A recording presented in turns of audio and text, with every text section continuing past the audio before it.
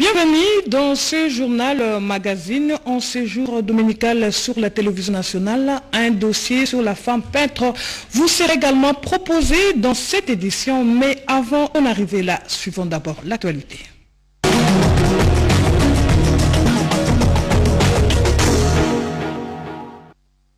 Vous le savez, le vendredi 13 mars dernier s'est tenue la 25e réunion du Conseil des ministres présidée par le chef de l'État, Félix-Antoine Tshisekedi Tshilombo. Le compte rendu avec le ministre d'État en charge de la communication et médias et porte-parole du gouvernement, Jolino Makelele. Compte rendu de la 25e réunion du Conseil des ministres. Vendredi 13 mars 2020, c'est en ce jour que s'est tenue la 25e réunion du Conseil des ministres, présidée par son Excellence M. Félix-Antoine Tshisekedi Tshilombo, président de la République, chef de l'État. 5 points figuraient à l'ordre du jour, à savoir 1. Communication de son Excellence M. le Président de la République, chef de l'État. 2. Points d'information. 3. Approbation d'un relevé des décisions du Conseil des ministres. 4. Examen et adoption des dossiers. 5. Examen et adoption des projets de texte. 1. De la communication de son Excellence, Monsieur le Président de la République. La communication du Président de la République à cette 25e réunion du Conseil des ministres a porté sur le point suivant. Premier point, rencontre au sommet entre le Président de la République, chef de l'État, son Excellence M. Félix-Antoine Tshisekedi Tshilombo, et son prédécesseur, son Excellence M. Joseph Kabila Kabange. 2. Situation de la pandémie à coronavirus Covid-19. 3. Déclaration de l'éligibilité au Fonds pour la consolidation de la paix pour une durée de 5 ans.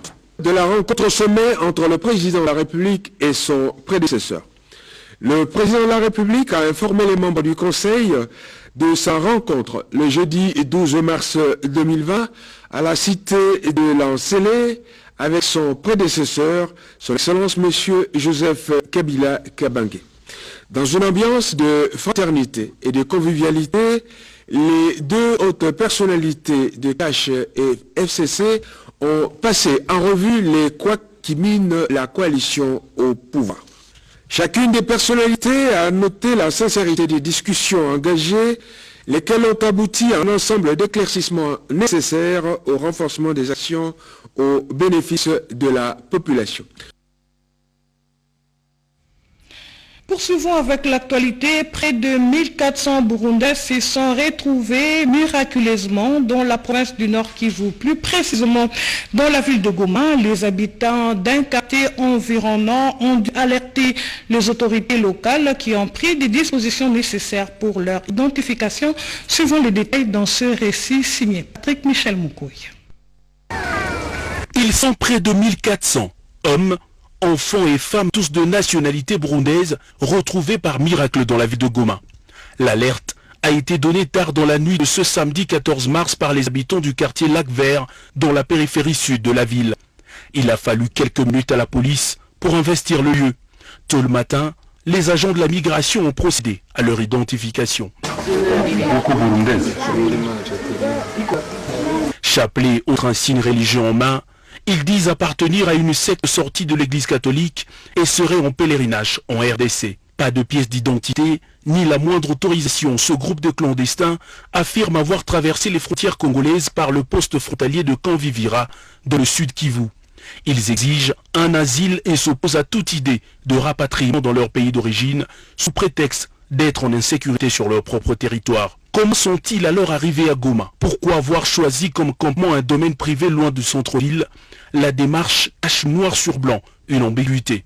Pour l'autorité provinciale descendue sur place, pas question de négocier, il faut faire respecter les lois de la République. Nous sommes un pays bien organisé.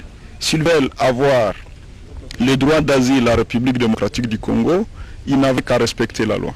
Et donc, comme nous sommes très loin de la frontière burundaise, nous pensons que leur situation devra être réglée par où ils sont entrés. C'est la raison pour laquelle nous voudrions bien organiser leur avant, peut-être au sud Kivu, le sud Kivu pourra prendre les relais pour examiner leur situation soit la République démocratique du Congo va lever l'option de leur expulsion du pays parce qu'ils sont tous irréguliers, et soit s'ils ont des arguments pour demander l'asile, ils vont respecter la loi congolaise, ils vont formaliser les demandes d'asile.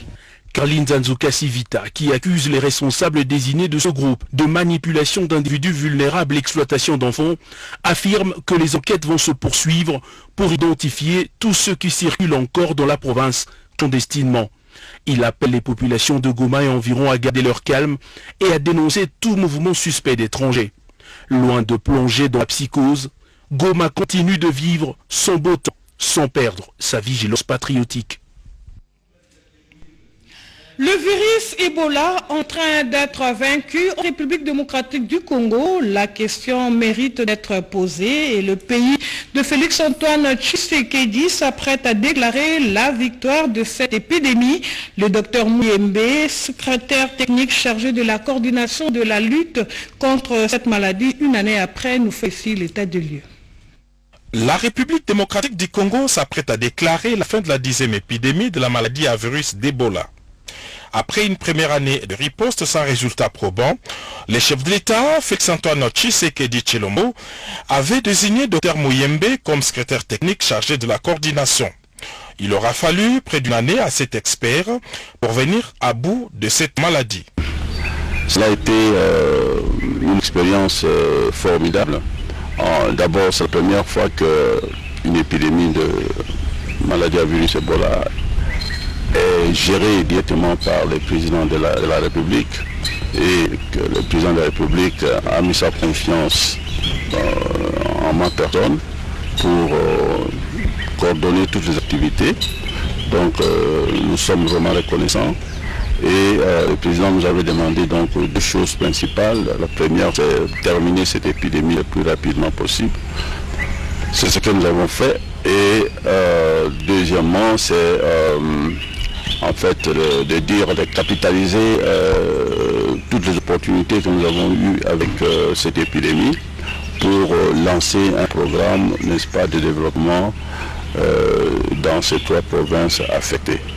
Et ce programme, nous l'appelons un programme de transition que nous sommes en train de préparer et qui sera donc lancé très prochainement. Au moment où le monde entier est préoccupé par les coronavirus, Dr Mouyembe rassure, la République démocratique du Congo est en mesure de juguler cette autre pandémie, mais il faut d'abord terminer complètement avec Ebola. Oui, ça c'est un problème. Nous ne pouvons pas prédire maintenant qu'est-ce que Covid-19 va nous apporter. Il est possible que l'épidémie soit plutôt une épidémie douce. Et là, bon, ce sera plus ou moins facile à gérer. Ça peut également une épidémie dure et qui fera que nous passons d'une urgence, n'est-ce pas, à une autre. Pour le moment, je crois que le plus important d'abord pour moi, c'est de terminer cette épidémie de Ebola, terminer complètement cette épidémie de Ebola et voir alors après, dans la suite, qu'est-ce qui va se passer. Mais de toute façon, nous avons déjà un avantage, c'est que nous étions déjà dans la dynamique de prévention, n'est-ce pas, des épidémies. Donc nous avons mis en place les systèmes de screening des températures qui s'applique à Ebola, il s'applique également au Covid. Nous avons mis en place un dispositif de lavage des mains qui s'applique à Ebola, qui s'applique également au Covid. Et nous disons qu'il ne faut plus serrer la main, éviter de grands rassemblements, etc., etc. Donc ce sont les mêmes techniques que nous allons utiliser. Et maintenant, c'est à nous à prendre au sérieux les menaces apportées par le Covid-19. Au sujet de tous les propos lui attribués par certains cyberactivistes, Dr Mouyembe préfère en rire. Non, mais écoutez, vous savez, quand nous avons été nommés à la tête de la coordination ici, je me rappelle quand nous sommes arrivés à Béni pour la première fois, il y avait une nouvelle un peu choquante, en fait, je peux dire, qui disait déjà que attention aux faux experts qui arrivent. Je me rappelle, j'ai encore le document, n'est-ce pas, dans mon téléphone, qui annonçait ça, de faux experts. Donc nous étions de faux experts qui arrivaient pour lutter contre Ebola. Et maintenant c'est le Covid qui arrive, on m'attribue, n'est-ce pas, une citation qui n'a pas de sens. C'est à vous à détruire, à dire non, c'est un fake news qui est là. Ce n'est pas moi qui ai dit qui annonçait cela. Le noir est aussi sensible que le blanc, que le jaune, n'est-ce pas, au Covid-19. Mais la preuve, c'est que nous avons déjà 2 cas à Kinshasa et plusieurs cas, n'est-ce pas, en Afrique noire. Et au chapitre de transport, sachez que le gouvernement de la République poursuit son programme Esprit des vies sous le mandat du ministre du Transport. Un deuxième lot contenant 80 bus au bénéfice de la population est arrivé dans la capitale et ces bus ont été remis aux ONG GED par le ministre du Transport Didier Manzenga.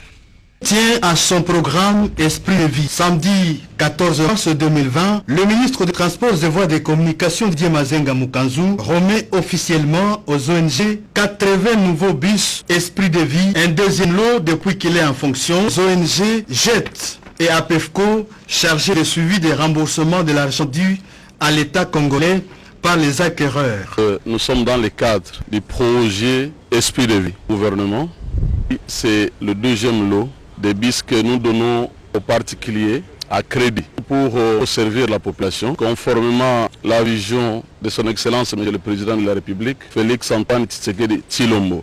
Aujourd'hui, un lot de 80 bus vient de s'ajouter pour la ville de Kinshasa. Nous allons profiter de l'occasion pour informer la population congolaise en général, la ville de Kinshasa en particulier, que nous avions signé la note circulaire pour réglementer les services de transport de manière générale et qu'il demandait aux usagers, aux propriétaires de bus, aux chauffeurs de pouvoir se conformer aux normes établies.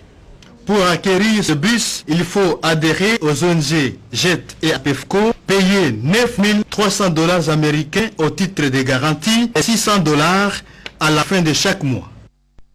Kinshasa, la capitale, va abriter dans les jours à venir le 9e jeu de la francophonie et les préparatifs de cet événement à haute portée mondiale ont été lancés et l'annonce a été faite au cours d'un point de presse tenu par le ministre d'État en charge de la coopération régionale, notre témoin pour le compte de la RTNC, Lisette Moujenga-Mutombo. Au cours de cette conférence de presse, Maître Pépin Guillaume Manjolo, ministre d'État, ministre de la Coopération internationale, intégration régionale et francophonie, a explicité l'importance de ces grands événements du monde francophone, signe de la solidarité et de la diversité des 88 pays membres. Parmi les différents sites où vont se dérouler les activités, on peut citer les stades des Martyrs, Tata Raphaël, Échangeur, Halle de la Gombe, Musée national, Centre Wallonie-Bruxelles, Palais du Peuple avec près de 4000 participants. La RDC doit fournir un grand effort pour s'accommoder aux normes internationales au niveau du fonctionnement conformément au cahier des charges de l'Organisation internationale de la francophonie. Concernant les disciplines, il s'agit entre autres du football, judo, tennis, tango moderne. Les Jeux de la francophonie concernent essentiellement les activités sportives et culturelles, et ce pour unir les hommes et le peuple partageant la même langue. Rappelons que le comité piloté par Maître Pépin Guillaume Manjolo comprend 12 membres.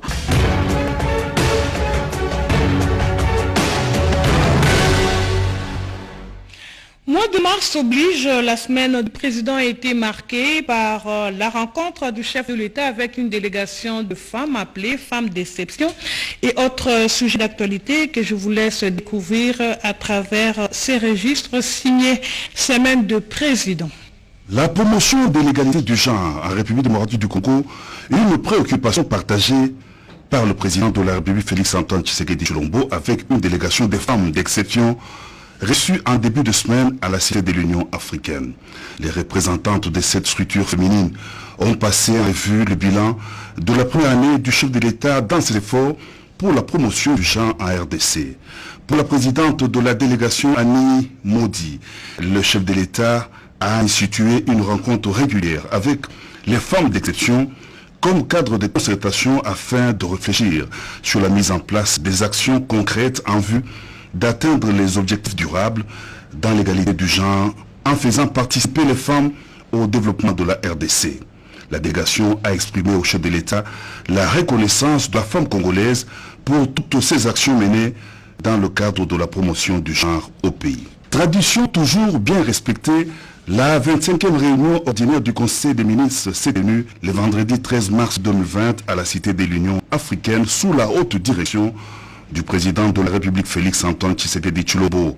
Dans sa communication, le chef de l'État a informé les membres du Conseil de sa rencontre avec son prédécesseur Joseph Kabila Kabange. Il s'est aussi apaisanti sur la situation de la pandémie à coronavirus Covid-19 et la déclaration d'éligibilité au fonds pour la consolidation de la paix pour une durée de 5 ans. Dans une adresse aux membres du gouvernement, le président de la République les a invités à former une équipe telle que l'a voulu la coalition, à s'appliquer totalement à la réalisation du programme gouvernemental pour servir les intérêts du peuple et à répondre également aux attentes des partenaires.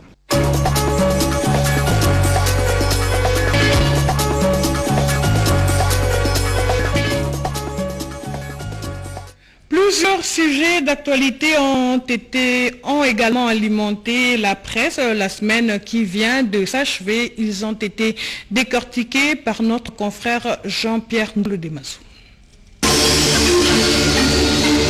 La semaine s'ouvre par le mois de mars consacré à la femme. C'est un message de soutien que le docteur Mukwege, à travers mediacongo.net, adresse aux femmes congolaises. Il leur demande de continuer à se battre. La République démocratique du Congo continue à être un pays parce que les femmes ont su le porter sur leurs épaules, dit le médecin directeur de l'hôpital de Fizi, surnommé le réparateur des femmes. Pour leur part, deux conseillers du chef de l'État, Félix-Antoine Tshisekedi, promettent des actions contre toute forme de discrimination faite aux femmes. Actualité.cd cite Getty Panou, directrice adjointe de Félix Tshisekedi, et Chantal Yeloumoulop, conseillère spéciale du chef de l'État. 6 directeurs généraux et 5 présidents des conseils d'administration pour le FCC contre 4 directeurs généraux pour le CACH. La prospérité révèle la clé de répartition des postes de responsabilité au sein de 10 entreprises publiques. C'est l'accord intervenu entre le FCC et le CACH. Le contrôle physique des véhicules qui débute le lundi 16 mars 2020 n'est pas à confondre avec le contrôle technique. Politico.cd livre la précision donnée par Silvano Kassongo, commissaire provincial de la police nationale congolaise pour la ville de Kinshasa. L'Institut national de recherche biomédicale tient à relever le défi de coronavirus. Le potentiel annonce mardi la capacité de l'INRB de diagnostiquer cette pandémie. L'affirmation vient de son directeur général, le docteur Jean-Jacques Mouyembe. L'épée de Damoclès demeure suspendue sur la tête des débiteurs insolvables du FPI. Le Fonds de promotion de l'industrie décide de saisir la justice pour entrer dans ses droits. Au nombre des insolvables, cassinfo.ca cite le professeur Trifon Kinkie Moulumba. Actu 30 fait part de la détermination des femmes de Béni à dénoncer la recrudescence de l'insécurité. Une marche est organisée à l'occasion de la Journée internationale de la femme. Ce que redoutait la République démocratique du Congo est malheureusement arrivé. Dépêche.cd annonce mercredi la découverte à Kinshasa du premier cas de coronavirus. C'est le ministre de la Santé, Teni Longondo, qui a informé la communauté nationale et internationale à propos de cette découverte. Politico.cd enfonce le clou et affirme que le malade atteint a séjourné à son arrivée dans l'hôtel Bellevue de la commune de la Gombe. Cassinfo.ca affirme jeudi que le malade détecté être interné à l'hôpital de l'amitié sino-congolaise de la commune de Ndjili à Kimbantseke. Le maximum évoque les torpilles de Mwaba contre Bakunga à propos de la gravité de l'enseignement. Le député national UDPS Cash accuse le ministre PRDFCC Willy Bakunga de l'EPST de détournement de fonds pour le gonflement des effectifs au sein de services de contrôle de la paix des enseignants, COP. La prunelle RDC.info revient sur l'arrestation du maire adjoint de Kindu, Octave Unganda Polimoya, accusé d'avoir partagé sur les réseaux sociaux des images de prétendues scènes sexuelles du député national Tunda Katsongo. Le maire adjoint de Kindu reconnaît que ces images sont un montage et présente ses excuses à ce député. L'agence congolaise de presse annonce vendredi la rencontre à la cité de l'Antélé entre le président Félix Tshisekedi et son prédécesseur Joseph Kabila. Il a été question pour les deux personnalités de faire une évaluation de la mise en œuvre de l'accord, d'assurer la décrispation politique et la bonne marche de la coalition. Zoom et Copercis et signe. La guerre larvée contre Gécamine vise à démanteler cette entreprise et à reviser le code minier de 2018. On boucle cette rétrospective de la revue de presse avec Ouragan FM qui évoque des heurts violents vendredi près du siège de l'UDPS à Limete. Les anti-Kabound ont tenté de prendre possession du siège du parti. La police et les autres combattants fidèles au président intérimaire de l'UDPS ont réussi à les repousser. Et d'une brochette de membres du gouvernement issus de la JFCC, c'était à Maïcha Park. Ils sont tous membres du gouvernement issus des rangs du Front commun pour le Congo et s'associent pour porter haut le kabylisme. Néné Koulou, ministre d'État en charge de l'emploi, Julien Paloukou de l'industrie, Papi Pongo et Félix Momat, respectivement vice-ministre des ressources hydrauliques et électricité et du budget et autres cadres du FCC, dont le professeur Loumanou, ont développé des théories politiques autour du thème kabylisme, idéologie et vision pour l'émergence du Congo, dans le but d'inciter le jeune à calquer un modèle de leadership jeune qu'a incarné Joseph Kabila Kabange pendant 18 ans à la tête du pays dès sa prise du pouvoir à l'âge de 29 ans. Il était alors le plus jeune président du monde, un modèle mis en relief par Julien Paloukou Kaongia. Dans la même optique, le vice-ministre du budget Félix Momat a fixé l'opinion sur le contenu de cette vision en esquissant la pensée réelle de son auteur qui n'est autre que Joseph Kabila Kabange. À travers cette matinée politique, il était également question de faire démontrer la place de la jeunesse dans le développement du pays, car l'avenir de demain appartient à la jeunesse, dit-on. Le vice-ministre Papi Pongo Luamba, jeune ministre du FCC au sein du gouvernement de l'alternance, en est la preuve. Mois de mars oblige, la place de la jeune fille dans la gestion de la Respublica, telle était la préoccupation de Madame Suzy Badjoko, exprimée lors de cette matinée. Elle a appelé la jeune fille à s'élever pour promouvoir ses droits. Il y a lieu de rappeler que cette activité a rassemblé toutes les tendances politiques de jeunes du FCC, une façon de faire preuve de l'unité, de l'amour et de la solidarité qui règne au sein de ces regroupements, la jeunesse kabyliste. Merci de nous avoir suivis, mesdames et messieurs. C'est par ici que nous mettons un terme à cette édition du journal. Excellente journée dominicale à tous et restez toujours branchés sur la télévision du peuple. Au revoir.